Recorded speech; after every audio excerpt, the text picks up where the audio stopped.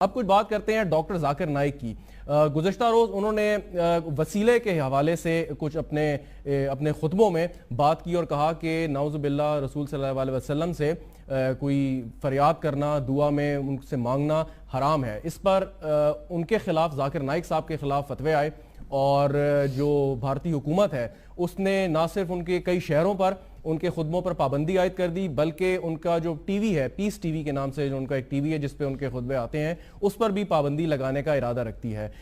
ذاکر نائک نے کیا کہا اور اس کے جواب میں کیا آیا، آپ کو سناتے ہیں۔ آج کا ایک فتنہ ڈاکٹر ذاکر نائک کی شکل میں اس امت میں موجود ہے، اور اس کا ایک جملہ تمہیں سنانا چاہتا ہوں، نقل کفر کفر نہ باشد۔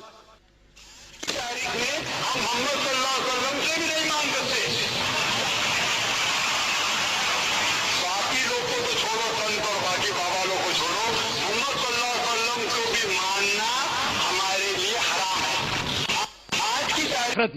آج کی تاریخ میں ہم محمد صلی اللہ علیہ وسلم سے بھی نہیں مان سکتے، باقی لوگ کو تو چھوڑو، سنت اور باقی بابا لوگ کو چھوڑو، محمد صلی اللہ علیہ وسلم کو بھی ماننا ہمارے لیے حرام ہے۔ جو شخص مر چکا ہے، آج کی تاریخ میں ہم محمد صلی اللہ علیہ وسلم سے بھی نہیں مان سکتے، باقی لوگ کو تو چھوڑو، سنت اور باقی بابا لوگ کو چھوڑو، محمد صلی اللہ علیہ وسلم کو بھی ماننا ہمارے لیے حرام ہے۔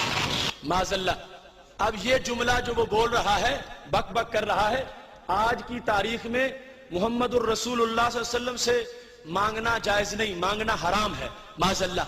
اور کہتا ہے جب ان سے مانگنا حرام ہے تو ولیوں سے مانگنا تو بالکل جائز نہیں ہے۔ یہ بات جو اپنی جگہ غلط ہے وہ غلط ہے، اب اس میں آواز نہیں صحیح آ رہی۔ جب اس نے یہ جملہ بولا نا حرام ہے تو پورے مجمع نے تالیاں بجائی ہیں، معاذ اللہ۔ آخر یہ انداز کس نے سمجھایا؟ کوئی مومن اس انداز میں تالی بجا سکتا؟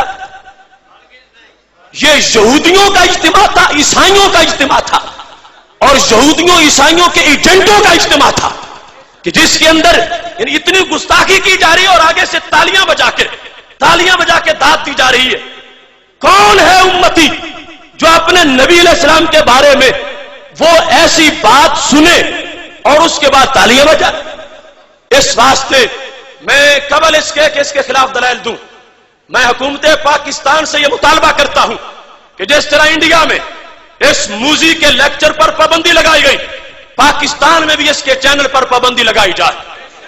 ہاتھ اٹھاؤ اس، یہ میڈیا کے لوگ اور جنسیوں کے لوگ دیکھیں، یہ داتا کے دیوانے، یہ پنجاب اور ملک کے دور دراز علاقوں سے آئے ہوئے لوگ یہ تقاضا کر رہے ہیں اس بے لگام ڈاکٹر کو لگام دی جائے اور اس کے جو ٹی وی چینل ہے اس کو پاکستان میں جام کر دیا جائے، اس کے لیکچروں پر پابندی لگائی جائے۔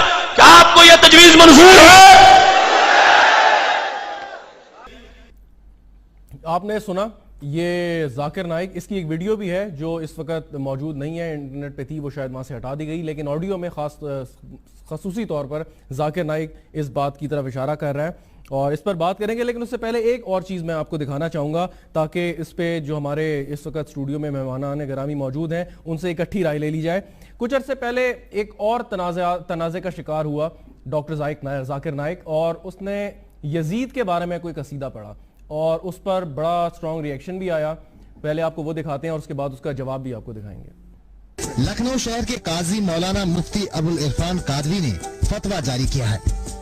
ان کے خلاف لکھنؤ میں الماس ہال میں سارے سنی اور شیعہ علماء کا جو لکھنؤ کے علاوہ باہر ضلعوں سے آئے تھے سب کی بات چیت ہوئی اور ان کے سامنے ذاکر نائک کی سی ڈی دکھائی گئی۔ اس سی ڈی میں انہوں نے جو قابل اعتراض باتیں کہی ہیں، حضرت امام حسین جن کی کربلا کا واقعہ بہت مشہور ہے، ہر سال 1400 سال سے ان کی باتیں کی جاتی ہیں، جو ان کا قاتل ہے یزید، اس کے بارے میں وہ کہہ رہے ہیں کہ ہم اللہ سے دعا مانگیں کہ اس کی مغفرت کر دی جائے۔ یزید وہ شخص ہے جو ظالم ہے، فاسق ہے، شرابی ہے، جواری ہے، جس نے ماں بہنوں کے ساتھ نکاح کو جائز قرار دیا۔ ڈاکٹر ذاکر نائک کے بارے میں آپ نے یہ بات دیکھی، ڈاکٹر ذاکر نائک کا کلپ بھی ہمارے پاس موجود ہے، اگر وہ ہے تو اس کو کائنڈلی پلے کر دیں۔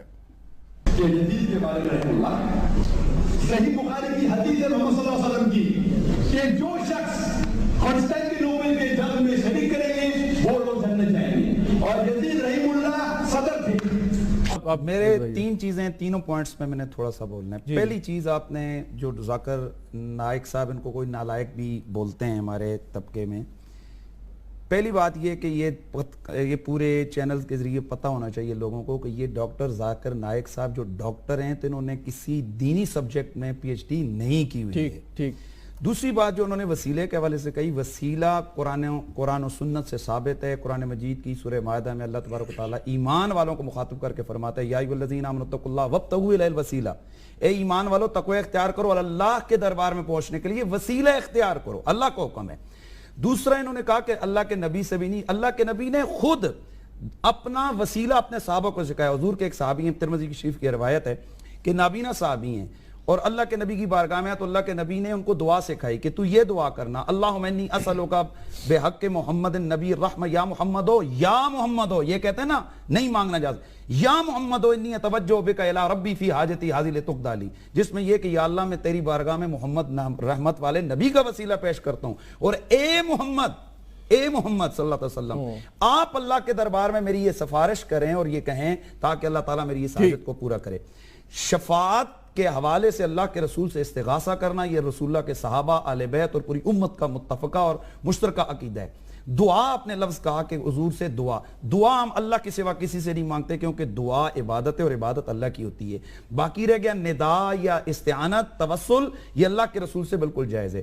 اہم ترین جو آپ آج, میں تو چاہتا تھا کہ ایک ہی ٹاپک ہوتا اس پہ ہم کھلے بولتے, یزید کے حوالے سے آپ نے فرمایا یزید ایک لانتی فاسق فاجر اور ہمارے ائمہ اربعہ میں سے امام احمد بن حنبل رضی اللہ تعالیٰ عنہ کے فتوے کے مطابق کافر شخص ہے.